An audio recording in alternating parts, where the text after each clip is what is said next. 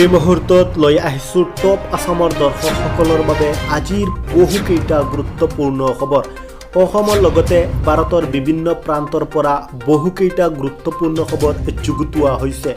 দৰ্শকসকল, আজিৰ প্ৰথমটো খবৰ হৈছে গোলাঘাটত এক ভয়ংকৰ ঘটনা সংঘটিত হৈছে। এয়াৰ গানৰ গুলীত গুৰুতৰভাৱে আহত হৈছে সংগীতা বৰা নামৰ এগৰাকী মহিলা। এজন যুৱকে এয়াৰ গানৰে চৰাই মাৰিবলৈ গৈ গুলি ফুটোৱাত এই ভয়ংকৰ ঘটনাটো সংঘটিত হৈছে। গড়ৰ চোতাল সাৰি থকাৰ সময়তে যুৱকজনৰ গুলীত গুৰুতৰভাৱে আঘাতপ্ৰাপ্ত হৈছে মহিলাগৰাকী। উন্নত চিকিৎসাৰ বাবে মহিলাগৰাকীক যোৰহাট চিকিৎসা মহাবিদ্যালয়লৈ লৈ যোৱা হৈছে। মূৰত গুলি লগাৰ ফলত গুৰুতৰভাৱে আঘাতপ্ৰাপ্ত হৈছে সংগীতা বৰা নামৰ মহিলাগৰাকী। ঘটনা সন্দৰ্ভত মহিলাগৰাকীৰ পৰিয়ালৰ লোকে দাখিল কৰিছে এজাহাৰ।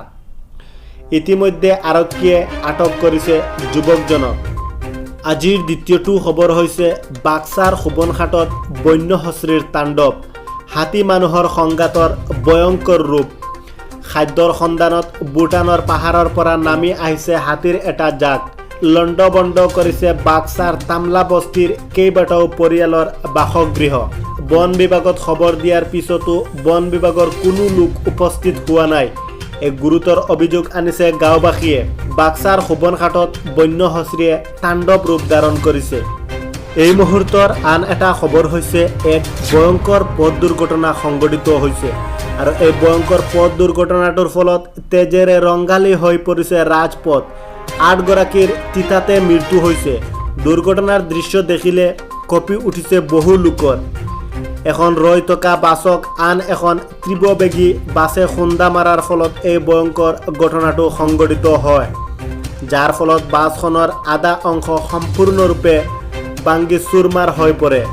এই ঘটনাটো সংঘটিত হৈছে উত্তৰ প্ৰদেশত। সোমবাৰে এই ভয়ংকৰ ঘটনাটো সংঘটিত হয়।